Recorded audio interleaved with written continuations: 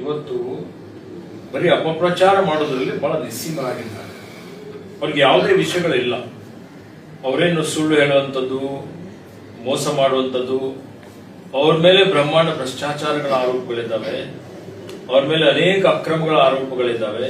ಅದ್ರ ಬಗ್ಗೆ ಅವರೇನು ಮಾತಾಡೋದಿಲ್ಲ. ಪ್ರಿಯಾಂಕ್ ಖರ್ಗೆ ಅವ್ರ ಮೇಲೆ ಏನು ಆರೋಪ ಇದೆ? ಏನಾದರೂ ಇವತ್ತು ನಾನು ಅವ್ರ ಪರಿವಾರದವರಿಗೂ ಭೇಟಿ ಮಾಡಿದ್ದೇನೆ. ಇವತ್ತು ಆ ಒಂದು ಮರಣ ಪತ್ರ ಏನಿದೆ ಅದನ್ನು ಓದಿದ್ದೇನೆ. ಅದರಲ್ಲಿ ಪ್ರಿಯಾಂಕ್ ಖರ್ಗೆ ಅವರು ಏನಾದರೂ ಪ್ರಚೋದನೆ ಮಾಡಿದ್ದಾರೆ ಅಂತ ಎಲ್ಲಾದ್ರೂ ಬಂದಿದೆಯಾ?